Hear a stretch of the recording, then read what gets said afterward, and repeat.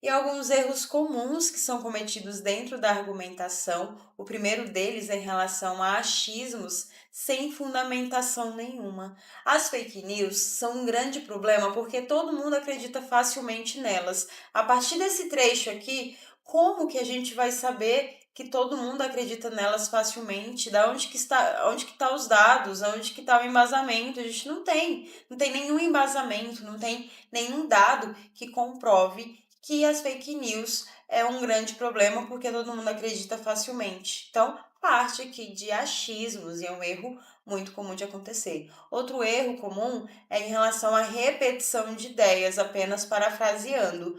As fake news prejudicam a sociedade. Isso acontece porque elas afetam as pessoas e fazem mal para a sociedade. Eu tenho a mesma ideia, eu só coloquei ali em palavras diferentes e eu não embasei. Nem em um período, nem em outro continua sem embasamento. Então, é a mesma ideia repetida sem aprofundamento nenhum. E um outro erro bastante comum é o excesso de opinião pessoal sem base teórica. Você tem que falar o seu ponto de vista, você tem que falar o seu ponto de vista, mas não é a sua opinião pessoal, é a sua opinião em cima de toda uma questão de fundamentação, toda uma questão de repertório.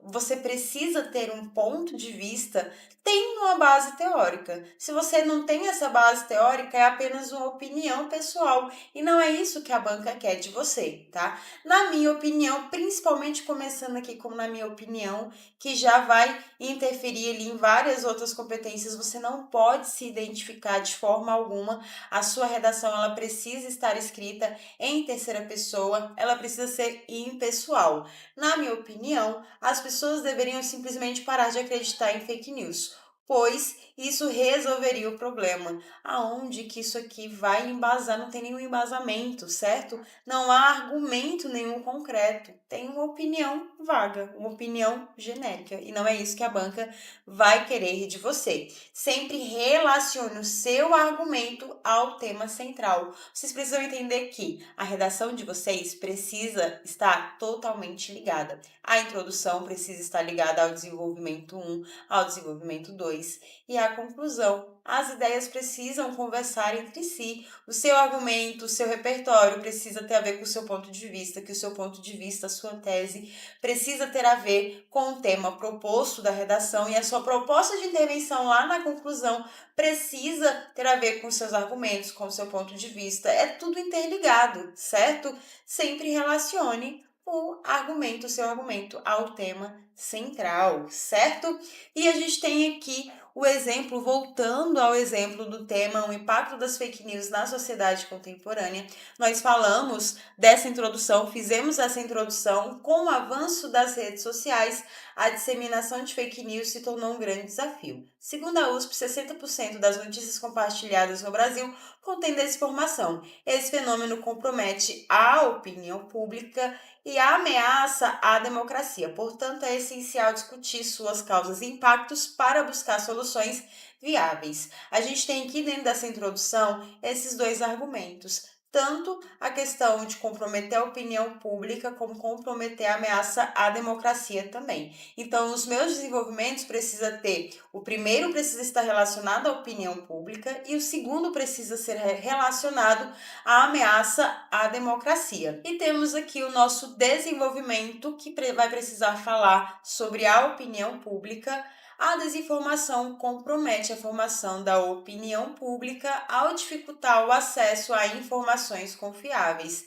Iniciei com a ideia central do meu argumento 1. Então, nós temos aqui o tópico frasal, certo? Nosso tópico frasal já iniciando a nossa redação. E nós temos agora a ideia de um repertório sociocultural, que é um dado estatístico.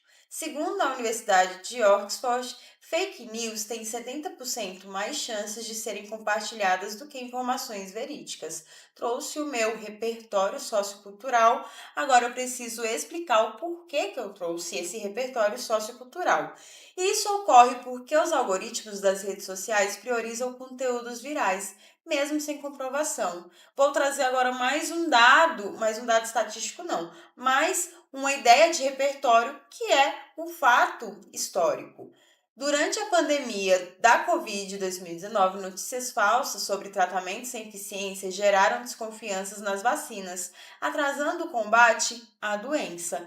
Além disso, a chamada bolha informacional reforça crenças pré-existentes e reduz o pensamento crítico. Assim, a circulação de fake news prejudica debates sociais importantes, comprometendo a segurança coletiva. Então, aqui eu trouxe todo o meu aporte necessário, todo o repertório necessário para fundamentar a ideia de comprometer a formação da opinião pública, certo? Agora, no desenvolvimento 2, eu preciso falar sobre a ameaça à democracia.